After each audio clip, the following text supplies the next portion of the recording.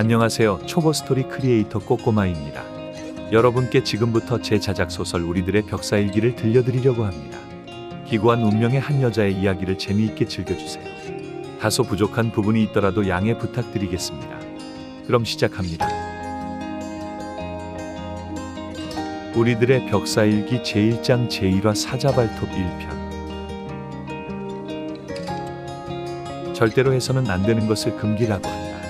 흔히 사람들이 아는 금기로는 빨간 글씨로 살아있는 사람의 이름을 쓰면 안 된다는 것이라던가, 집터를 허물 때 나타난 구렁이를 죽이면 안 된다든가, 오래된 선앙당터의 큰 나무는 함부로 자르면 안 된다던가 하는 것들이다. 그 금기에는 종교적인 이유도 있고, 옛 선조들의 지혜로 자칫 후손들에게 해가 될까 두려워서 사람들로 하여금 절대로 하지 말라고 전해 내려오면서 생겨난 것들도 있다. 그렇기 때문에 금기라는 것은 아주 오랫동안 사람들에게 터부시되면서 두려움과 공포가 되어 사람들 입에서 입으로 전해진다. 하지만 금기가 무서운 이유는 사실 따로 있다. 그것은 해서는 안 될 일이라는 것을 알면서도 결국은 그 일을 하게 된다는 것이다. 금기를 저지르고 난 그 뒷일의 감당은 오롯이 본인이 져야 함을 잘 알면서도 금기란 것은 어쩔 수 없이 할 수밖에 없는 본인의 선택이기에 우리에게 더 무겁고 무섭게 다가온다. 따뜻하고 눈부신 햇살이 가득한 3월이었다. 따스한 봄 햇볕에 병원 건물 흰색 외벽에 탐스럽게 담쟁이 덩굴처럼 주렁주렁 맺힌 주황빛 능소화가 나 여기 있어 하면서 자신의 존재감을 강렬히 뿜어내고 있었다. 여기저기 지분되며 날아다니는 벌들은 꽃술에 맺힌 꿀을 먹기 위함인지 주황색 능소화 사이를 윙윙거리며 정신없이 날아다니고 있었다. 봄이면 늘 떠다니는 꽃가루 때문인지 자신의 코끝을 검지 손가락으로 신경질적으로 거칠게 닦아내며 인상을 가득 쓰고 있는 젊은 여자 하나가 병원 의자에 허리를 비스듬히 꺾어 기대어 앉아 있었다. 반들반들 윤기가 나며 찰랑이는 검은 긴 머리카락을 길게 등 뒤로 곱게 묶어 내린 그녀는 아담한 키에 마른 체형이었다. 곧게 뻗은 눈썹과 오똑한 콧망울 그리고 앙담은 붉은 입술이 전체적으로 강단 있는 분위기를 풍기고 있었다.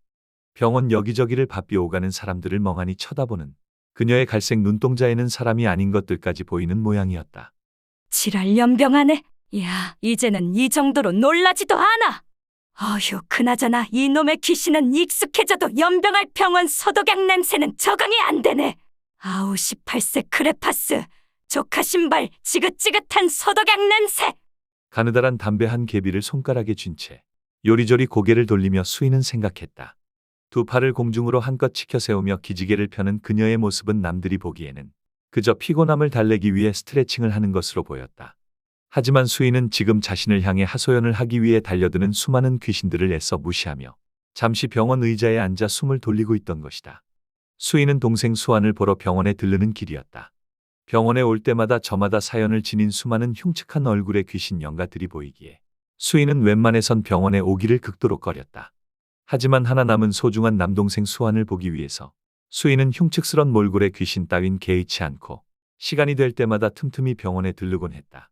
무엇보다 오늘은 주기적으로 동생 수환이를 지켜주는 수호 부적을 바꾸러 와야만 하는 날이었다. 어느새 춘삼월 봄이 되어 나른함이 가득 찬 병원이었지만 저마다 아픈 몸을 이끌고 각자의 사연을 지닌 채 병원을 바삐 오가는 사람들로 인해 병원은 북새통이었다. 그런데 화창하게 핀 능소화가 가득 찬 병원 담벼락과 대비되는 초췌한 모습의 노인 하나가 힘에 겨운지 뒤뚱거리며 천천히 걸음을 걷고 있었다. 행색은 볼품없이 초라했고 다 떨어져가는 낡은 신발에 곳곳에 금이 가고 갈라진 갈색 나무 지팡이는 당장이라도 부러질 만큼 낡아 보였지만 그 노인의 눈동자만큼 그 누구보다 또렷하고 맑았다.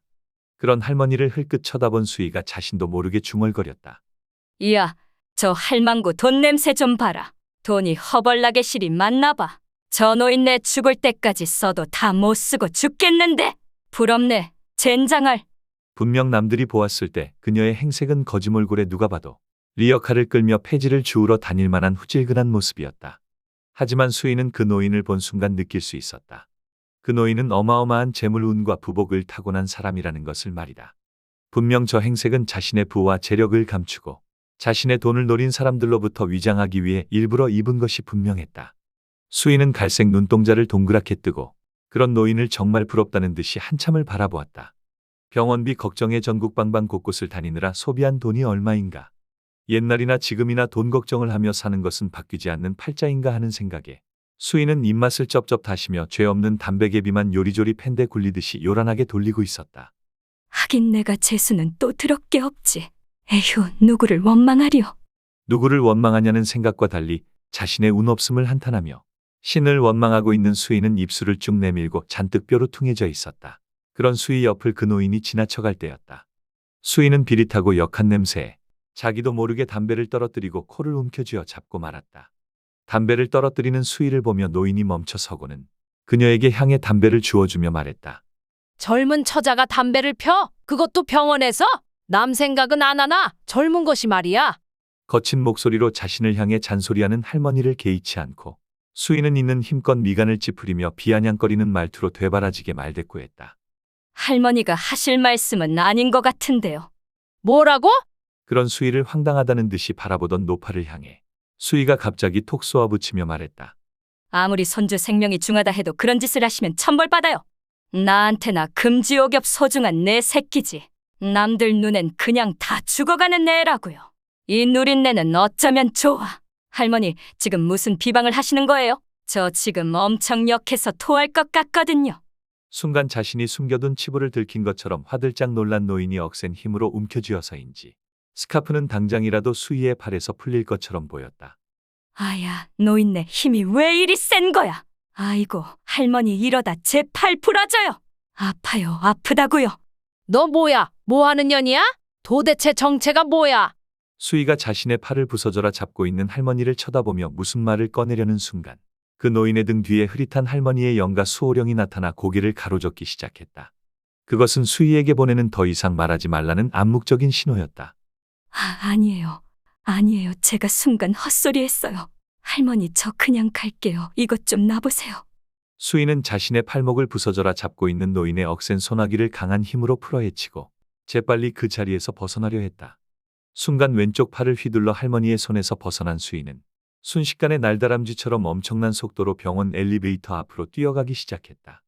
수이는 마침 1층에 막 도착한 엘리베이터 안으로 쏙 하고 들어가 남동생 수환이가 입원한 9층 중환자실 버튼을 마구마구 눌러댔다.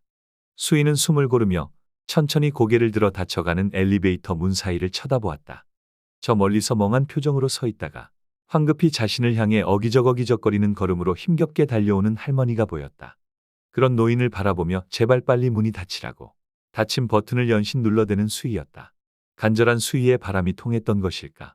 결국 엘리베이터 문은 그 노인이 문 앞에 다가서는 순간 그대로 쓱 닫히고야 말았다. 에구, 저 할망구도 보통은 아니네. 뭔 노인네가 힘이 저리 세담. 아우, 지금도 아파 죽겠네. 멍드는 거 아닌가 몰라. 수이는 새하얗게 손자국이 남은 자신의 왼쪽 팔목을 연신 주물러대며 속으로 다행이라고 생각했다. 안도의 한숨을 내쉬며 수이는 분명 저 할머니한테서 나는 냄새가 돈 냄새뿐만 아니라 역한 피비린내 냄새라는 것을 떠올리고 있었다. 수이가 전국을 떠돌며 수많은 귀신들을 처리해오면서 진짜 시체 썩는 냄새는 맡아본 적이 없지만 그것은 분명 무언가 부패하면서 나는 썩은 냄새라는 것쯤은 알 수 있었다. 그랬다. 그것은 분명 죽음의 냄새였다. 얘야, 사자 발톱이다. 조심해야 한다. 엘리베이터 안에서 아까 자신이 맡았던 역한 냄새에 대해 생각하고 있는 수희의 머릿속에 번개처럼 스쳐가는 할머니 수호령의 목소리가 들려왔다. 분명 근심 걱정이 가득한 할머니 영가에 다 쉬어버린 목소리였다. 사자 발톱이라고? 수희는 조용히 사자발톱이라는 단어를 읊조리며 자신의 공부하고 연구했던 수많은 책들을 떠올리고 있었다. 자신의 수호령들은 웬만해선 수희에게 말을 꺼내지도 않았을 뿐더러 절대로 수희의 일에 직접적으로 개입하지도 않았다. 그저 멀찍이서 간단한 손짓이나 표정으로 수희에게 간접적인 도움을 줄 뿐이었다. 그런 할머니 수호령이 수희에게 이렇게 직접적으로 말을 해주었다는 것은 그만큼 지금 이 상황이 심각하다는 것이었다. 사자 발톱이라. 어디서 읽어본 것 같은데. 뭐더라? 사자 발톱, 사자 발톱. 수희는 천천히 위로 올라가고 있는 병원 엘리베이터 안에서 알 수 없는 오묘한 표정을 지으며 자신의 얼굴에 손가락을 가져다 대었다. 수희는 손가락으로 자신의 얼굴을 톡톡 쳐가며 연신 고개를 갸웃거렸다.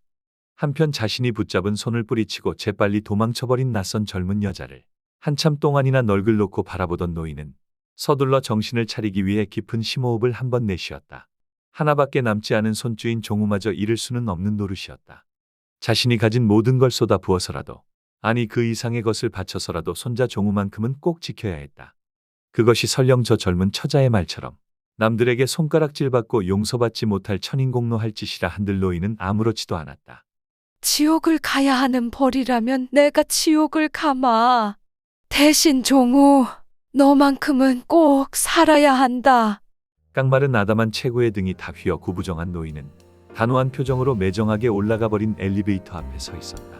띠딩 소리와 함께 지금 막 도착한 옆 라인의 또 다른 엘리베이터에 올라탄 그녀는 손자 종우를 보기 위해 서둘러 9층 버튼을 눌렀다.